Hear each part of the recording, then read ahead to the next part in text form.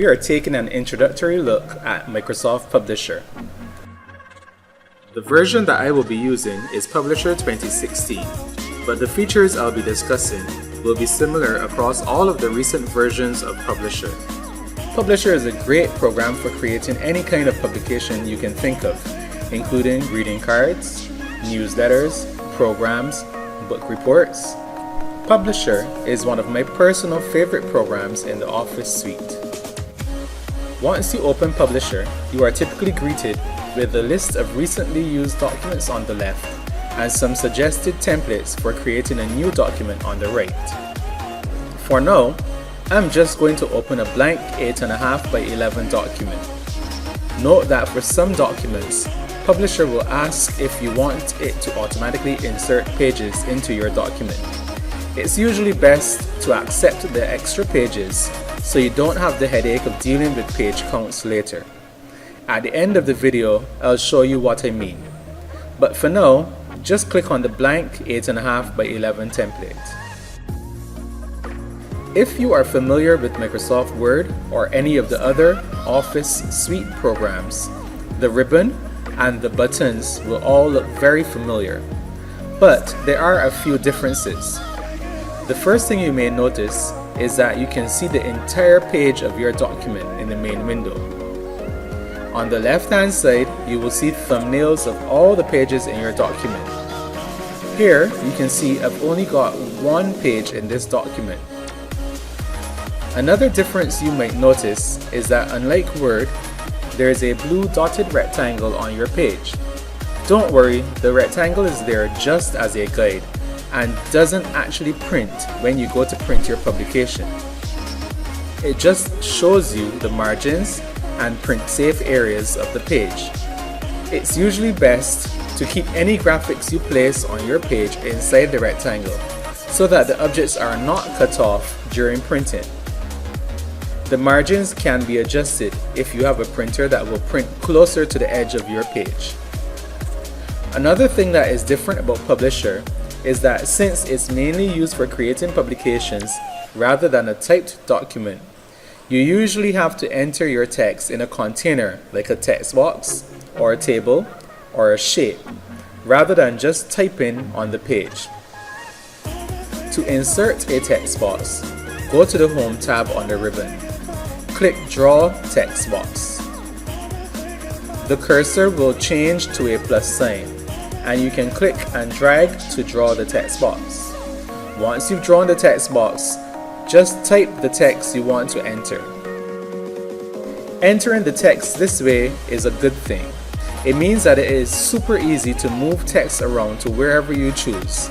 Just click and drag.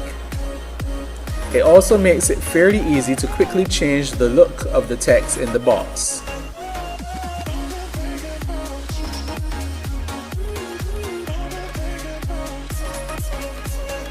You might find that because you are looking at the entire page at once, it might be difficult to see the text you are typing. Publisher has a solution for this. The F9 shortcut key is used for quickly zooming in and out. If you don't have an object selected, F9 just zooms in and out. If you select an object, F9 will zoom in on the particular object, making it a lot easier to make fine adjustments or see the text you are entering. Of course, you can use the zoom controls at the bottom of the screen as well, but F9 is just so much faster and cooler. Admit it.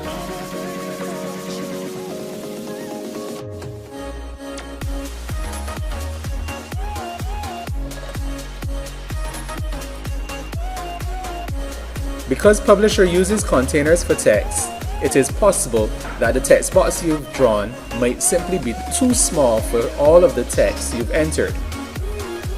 Publisher will let you know this by changing the white handles that you usually see around selected objects to red. This is a clear indication that there's more text inside the text box that can't be shown.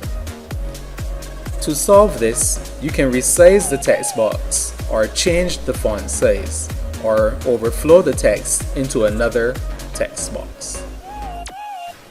By default, Publisher has guides that help you quickly line up objects you place on your page.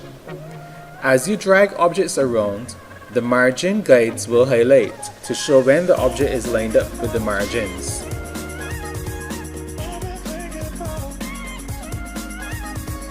On some pages, guides will also highlight when the object is located in the center horizontally or vertically. Just like in Word, selecting an object usually makes other menu tabs appear on the ribbon. So if you are looking for a way to change the properties of an object that you've placed, remember to select the object first. And that's about it. Publisher is great for creating publications that you are going to print, but it is also useful for creating publications that you may want in a digital format. The recent versions of Publisher allow you to save PDF files that can't be easily changed, that you can share with others. Oh yeah, and remember what I said earlier? For some publication types, Publisher knows that you will need extra pages if you want it to print and look the way you expect it to. Here's a half booklet template that I opened, and Publisher is offering to insert extra pages because it knows that I will need 4 pages for my booklet to print correctly. The beauty of using Publisher is that I don't have to figure out the order to print the pages for them to be put in the correct order in the finished publication. Nice.